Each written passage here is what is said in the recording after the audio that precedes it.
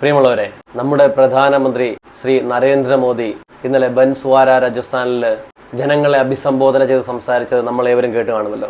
ഒരു ഇന്ത്യയുടെ പ്രധാനമന്ത്രി എന്ന് പറയുമ്പോൾ ഇന്ത്യയിലെ ജനതയെ മുഴുവൻ ഒരേ മനസ്സോടെ ഹൈന്ദവനെന്നോ ക്രൈസ്തവനെന്നോ മുസൽമാനോ എന്നോ വേർതിരിവില്ലാതെ എൻ്റെ ജനത, എൻ്റെ ഇന്ത്യൻ ജനത എന്ന ഒറ്റ ഇന്ത്യ എന്ന വികാരത്തോടെ ഏറ്റെടുക്കേണ്ട ഒരു മനുഷ്യൻ ഇത്ര കണ്ട് ഹീനമായ രീതിയിൽ അവരുടെ ജനതയുടെ ഇടയിലേക്ക് വർഗീയതയുടെ വിഷം തുപ്പുന്ന ഒരു കാഴ്ചയാണ് നമുക്ക് വളരെ വേദനാജനകമായി കാണേണ്ടി വന്നത്.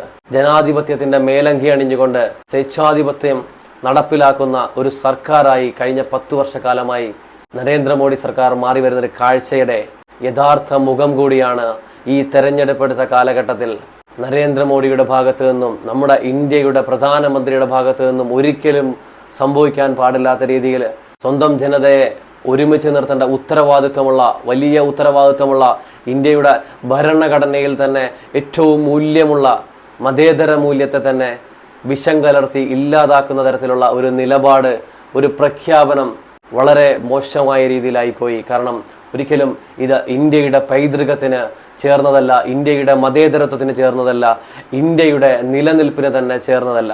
മതത്തിൻ്റെ പേരിൽ വേർതിരിക്കപ്പെടാത്ത മനുഷ്യനെ മനുഷ്യനായി കാണുന്ന നല്ലൊരു സമൂഹം, നല്ലൊരു പുതുതലമുറ ഇനി ഉണ്ടാകണമേ എന്ന് ആത്മാർത്ഥമായി പ്രാർത്ഥിക്കുകയാണ്.